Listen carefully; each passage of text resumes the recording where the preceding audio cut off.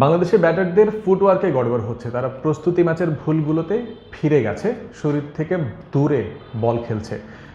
এই বিষয়গুলো আলাপ করেছেন অস্ট্রেলিয়ার সাবেক ক্রিকেটার সাইমন ক্যাটিচ। ওই যে তিনি প্রস্তুতি ম্যাচের ভুলগুলোর কথা বললেন, যে ভুলগুলো করে প্রস্তুতি ম্যাচে বাংলাদেশ 54 রানে অল আউট হয়েছিল, ওই একই ধরনের ভুলগুলো করে বাংলাদেশের ব্যাটাররা বা বাংলাদেশ আজকে 64 রানে অল আউট হয়েছে এমনটাই মনে করছেন সাইমন ক্যাটিচ। হ্যাঁ, তাদের ভুলগুলো তো দৃশ্যমান ছিল, অজি বোলারদের কৃতিত্বও দিতে হবে নিঃসন্দেহে। তবে এই কথাটাও উল্লেখ করার মতো যে অস্ট্রেলিয়ার যারা বোলার ছিলেন তারা যে খুব কষ্ট করে, খুব স্ট্রাগল করে, অনেক চ্যালেঞ্জ নিয়ে উইকেট পেতে হয়েছে এমনও নয়। বেশ স্বাচ্ছন্দ্যে তারা উইকেট নিয়েছেন। বাংলাদেশের ব্যাটারদের কিছু ক্ষেত্রে উইকেট থ্রো করার একটা প্রবণতাও দেখা গেছে।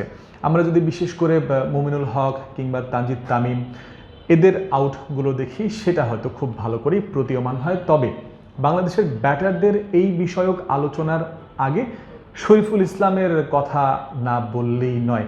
যে জায়গাতে বাংলাদেশ অল আউট হলো 64 রানে, সেখানে তো একটা শঙ্কা চলেই আসে, আচ্ছা এই অবস্থায় ব্যাকফুটে চলে গেল বাংলাদেশ, এই অবস্থায় ম্যাচে চলে গেছে টাইগাররা, সেখানে ম্যাচটা আসলে কত দূর সাস্টেইন হবে। তবে ম্যাচটা বাংলাদেশের পক্ষে কিছুটা হলেও কিংবা অনেকখানি শরীফুল ইসলামই কিন্তু নিয়ে এসেছেন। যেখানে বলতে হয়, জানাতে হয় যে এই শরীফুল কিন্তু এই টেস্টের আগ পর্যন্ত গত 2-3 বছরের টেস্ট রেকর্ড যদি দেখেন, সেটা কিছুটা হতাশাজনক বলতে হয়। চলতি বছর তিনি একটা টেস্ট খেলে একটা উইকেট পেয়েছিলেন, আর তার আগে 2025 সালে তার কোনো টেস্ট খেলা হয়নি। 2024 সালে শরীফুল 3 ম্যাচে 6 উইকেট পেয়েছিলেন, 94 স্ট্রাইক রেটে। সো রিসেন্ট পাস্টে তার টেস্ট পারফরমেন্সটা রিদম ছাড়া বলা যেতে পারে। তবে এই শরীফুলের কথাই আবার মনে রাখতে হয়, তিনি কিন্তু অস্ট্রেলিয়ার বিপক্ষে আজকে নামলেন, 6 উইকেট পেলেন, ঠিক তার আগেই অস্ট্রেলিয়ার বিপক্ষে যে ওয়ানডে ম্যাচ খেলেছিলেন সেখানেও 6টা উইকেট পেয়েছিলেন, যদিও সেই ম্যাচটাতে বাংলাদেশ জয় পেতে সক্ষম হয়নি। তবে অস্ট্রেলিয়াকে সামনে পেয়ে আরও একবার জ্বলে উঠলেন। আরও একটা জিনিস জানিয়ে রাখতে হয়, শরীফুল প্রথম টেস্ট চলাকালীন যখন অস্ট্রেলিয়াতে যোগ দেন, ঠিক তারপর থেকে তখন থেকেই বিদেশি সাংবাদিকরা, অস্ট্রেলিয়ার সাংবাদিকরা বারবার প্রতিদিন বাংলাদেশের প্রতিনিধিদের কাছে প্রেস কনফারেন্সে একটা কথাই জিজ্ঞেস করেছেন, একটা কথাই জানতে চেয়েছেন, বিশেষ করে যে শরীফুল ইসলাম কি খেলবেন, তিনি কি অবস্থায় আছেন, তিনি কেমন শেপে আছেন, কেন তারা এত আগ্রহী ছিলেন শরীফুলকে নিয়ে। তার একটা ঝলক শরীফুল তো দেখালেন। রিসেন্ট পাস্টে টেস্টে তার রেকর্ডটা যেমনই হয়ে থাকুক, একই সাথে শরীফুল ওই দাবির জায়গাটাও জানিয়ে রাখলেন, তুলে রাখলেন যে সেনা কান্ট্রি স্পেশালি সেই সব জায়গাতে বাংলাদেশের আরও বেশি কেন খেলা উচিত, সেই সব জায়গাতে বাংলাদেশের পেসারদের আরও বেশি কেন সুযোগ পাওয়া উচিত। শরীফুলের বোলিংটা সেটার একটা স্টেটমেন্ট হয়ে রইল। এখানে আরও একটা জিনিস উল্লেখযোগ্য জানিয়ে রাখতে হয় যে ম্যাকাইতে যেই টেস্ট ম্যাচটা হচ্ছে, প্রথম দিনের সব টিকিট অনেক আগেই সোল্ড আউট ছিল। কিছুক্ষণ আগেই জানা গেছে ম্যাকাইয়ের সেকেন্ডের সব টিকিটও সোল্ড আউট হয়ে গেছে। কে জানে অস্ট্রেলিয়ান দর্শকরা বা অস্ট্রেলিয়ান যারা স্পেকটেটর মাঠে এসে খেলা দেখতে চান, তারা ওই সংখ্যাই করছেন যে 2 দিনে যদি ম্যাচটা শেষ হয়ে যায়, সেরকম সম্ভাবনা তো জাগিয়ে তুলেছে। অস্ট্রেলিয়ান এবং বাংলাদেশি বোলাররা একত্রিতভাবে, সম্মিলিতভাবেই সেই সম্ভাবনাটা জাগিয়ে তুলেছেন। কোথায়? একটা দিনে 18টা উইকেট পড়েছে, তো অস্ট্রেলিয়া আর 2টা উইকেট পড়লে অল আউট, তারপরে বাংলাদেশ ব্যাটিং করবে। হু নোজ, প্রথম ইনিংসে যে অবস্থা হয়েছে বা পিচ যে অবস্থায় রয়েছে, সেটা আসলে পরবর্তী 2 ইনিংসকে ব্যাটিং দেওয়ার জন্য কতটুকু সময় অ্যালাউ করে। 2 দিনে যদি টেস্ট শেষ হয়ে যায়, অবাক হওয়ার কিছু থাকবে না। তবে শরীফুল ইসলাম প্রেস কনফারেন্সে আজকে একটা কথা বলেছেন, আমরা কিন্তু এখনও ম্যাচের মধ্যে আছি। কিংবা প্রথম ইনিংসে যখন 64 রানে বাংলাদেশ অল আউট হয়েছে, তখনও কিন্তু ড্রেসিং রুমে এই একটা বার্তাই ছিল, ম্যাচ কিন্তু এখনও শেষ হয় নাই, তাই সেইভাবে লড়তে থাকো। সেইভাবে লড়েছে বাংলাদেশ, স্পেশালি শরীফুল। এখানে একটা হাসান মাহমুদের বিষয়টা উল্লেখ করতে হয়, তিনি কিন্তু অনেকটা নির্বিষ মনে হয়েছে। এখানে একটা বিষয় প্রতীয়মান, অস্ট্রেলিয়ান ব্যাটাররা কিংবা অস্ট্রেলিয়ার থিঙ্ক ট্যাঙ্ক হাসানের বিপক্ষে কিভাবে খেলতে হয় সেই বিষয়টাও হয়তো অনেক বেশি হোমওয়ার্ক করে এসেছে।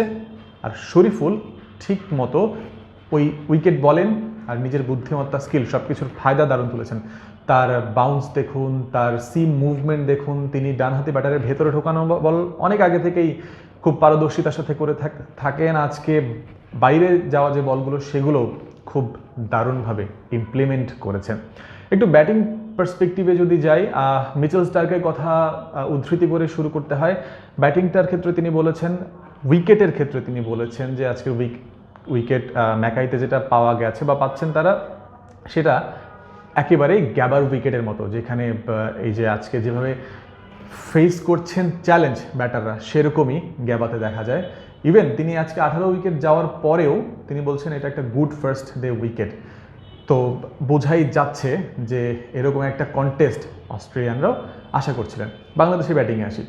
বাংলাদেশের ব্যাটিংয়ের একটা গুরুত্বপূর্ণ অংশে যেটা হয় সেটা হচ্ছে ওই যে মঈনুল হক এবং তানজিদ তামিম যেভাবে উইকেট দিয়ে এসেছেন, ততক্ষণে অলরেডি কিন্তু বাংলাদেশ কিছুটা ব্যাকফুটে। সাদমান ইসলাম প্রথম বলে আউট হয়েছেন। হ্যাঁ, সাদমান যেভাবে আউট হয়েছেন সেই অ্যাপ্রোচটা কিন্তু অবশ্যই খারাপ ছিল না। তিনি গ্লান্স করতে চেয়েছিলেন, সেটা মিস টাইমিং হয়েছে, সেটা এক্সিকিউশনটা করতে পারেননি, যে কারণে লিডিং এজ হয়ে তিনি ক্যাচ আউট হলেন। তবে অফ স্টাম্পের বাইরের বলে একেবারে অলমোস্ট ইয়র্কার টাইপের লেন্থের বলে তারা যে ব্যাট পেতে দিয়ে পেছনে ক্যাচ দেওয়া, কাইন্ড অফ হোয়াইট বল ক্রিকেটে এমন হতে পারে যে মানুষ রান তাড়া করার চেষ্টা, রান তোলার চেষ্টা, সেই জায়গাতে ওই তাড়া একটা থাকে, সেই জায়গাতে এমন শট খেলে ব্যাটসম্যানরা আউট হতে পারেন কিংবা রান তোলার চেষ্টা করতে পারেন। টেস্ট ম্যাচে যখন চ্যালেঞ্জ রয়েছে ব্যাটারদের জন্য, অজি বোলাররা চ্যালেঞ্জ ছুটছেন, সেখানে হয়তো তারা সাবধানী হতে পারতেন। মুশফিকুর রহিম যেভাবে আউট হয়েছেন সেভাবে তার ক্যারিয়ারে বিভিন্ন ফরম্যাটে আপনারা কতবার দেখেছেন এভাবে আউট হতে। ব্যাট চালিয়েছেন, ব্যাট প্যাডের ফাঁকের যে জায়গাটা যেটাকে বলে থ্রু দ্য গেট, ওইভাবে আউট হতে থাকা, এটা তার ক্যারিয়ার জুড়েই দুর্বলতার জায়গা, কথা বলার জায়গা এখানে নিশ্চয়ই থাকতে পারে। তবে লিটন দাসের আজকে রান না পাওয়া কিছুটাকে অবাক করেছে, অবাক করতেই পারে, কারণ বাংলাদেশ 20 রানের আগে 5টা উইকেট হারিয়েছে। সাধারণত বাংলাদেশ যখন এই ধরনের বিপদে পড়ে থাকে সেই সব জায়গাতেই লিটন দাস খুব বেশি উজ্জ্বল পারফরমেন্স করে থাকেন, কিন্তু আজকেও তিনি আরও একটা ডাকের মুখোমুখি হয়েছেন, আরও একটা ডাক তিনি পেয়েছেন। অস্ট্রেলিয়াতে 2 ইনিংস টেস্টে 2টাতেই লিটন দাস 0 রানে আউট হলেন। ক্যারিয়ারে এতদিন পর্যন্তই তার মাত্র একটা ডাক ছিল, অথচ অস্ট্রেলিয়াতে গিয়ে ব্যাক টু ব্যাক আরও 2টা ডাক তিনি সঙ্গে নিয়ে ফিরছেন। পরের ইনিংসে কি হয় সেটা দেখার বিষয়। নিশ্চয়ই সবার প্রত্যাশা এবং শুভ কামনা থাকবে লিটন দাস যেন রান করতে পারেন, শুধু লিটন না, বাংলাদেশের অন্যান্য সব ব্যাটারি যেন রান করতে পারেন। মাত্র প্রথম দিন গেছে, সেকেন্ড দিনে কি হয় দেখা যাক। অস্ট্রেলিয়ার প্যাট কামিন্স বলুন, মিচেল স্টার্ক বলুন, তারা যেমন হেল্প পাচ্ছেন, বাংলাদেশের বোলাররাও সেই হেল্পটা আদায় করে নিচ্ছেন, শরীফুল ইসলাম স্পেশালি।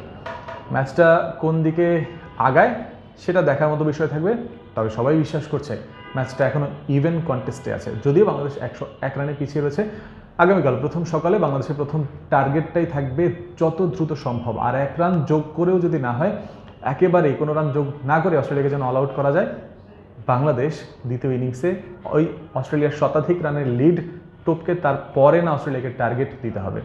কাজটা কঠিন হবে, তাই বলা যায় এখানে এখন মূল দায়িত্বটা ব্যাটারদের ওপর থাকবে। শরীফুল ইসলাম জোর দিয়েছেন ব্যাটারদের দায়িত্বটা নিতে হবে, ঘুরে দাঁড়াতে হবে। কি করবে বাংলাদেশ? আপনাদের মতামত জানতে চাই।